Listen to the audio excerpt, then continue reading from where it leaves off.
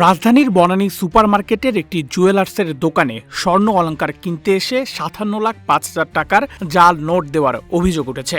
এ ঘটনায় মোহাম্মদ রুবেল আহমেদ ফকির নামে এক ব্যক্তিকে গ্রেপ্তার করেছে পুলিশ। তবে তার সঙ্গে থাকা আরেক সহযোগী পালিয়ে গেছেন।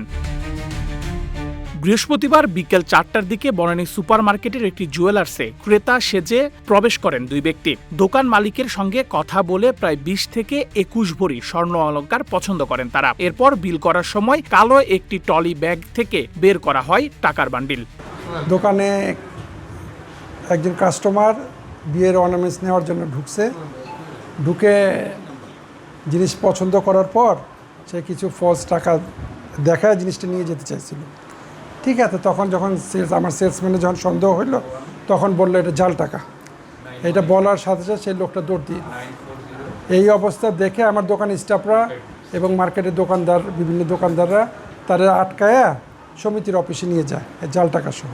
জীবন অবাক না করলে কে করবে? 28% মিল্ক ফ্যাটের অবাক করার সাথে ফ্রেশ মিল্ক পাউডার। জীবন অবাক করুক প্রতিদিন। তবে বিপুল পরিমাণ টাকা দেখে দোকানের কর্মচারীদের সন্দেহ হয়। যাচাই করতে গিয়ে তারা বুঝতে পারেন টাকাগুলো জাল বলে সন্দেহ হচ্ছে। বিষয়টি বুঝতে পেরে দ্রুত দোকান থেকে বের হয়ে পালানোর চেষ্টা করেন দুই ব্যক্তি। ওই লাগেজটা খুলে বলে যে এখানে টাকা আছে, এই টাকাটা রাখেন আর আমাকে ক্যাশ 10,000 টাকা দেন, আর মালিক আসুক আমি বিল করে স্বর্ণ নিয়ে যাব।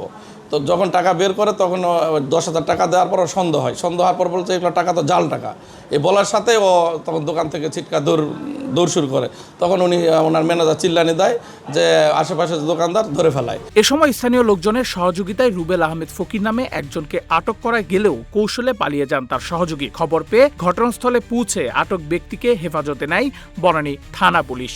পরে তার কাছে থেকে উদ্ধার করা হয় ৫৭,৫০০০ টাকার জাল নোট। দুজন ব্যক্তি তারা জাল টাকা দিয়ে স্বর্ণালংকার ক্রয় করার চেষ্টা করেছে।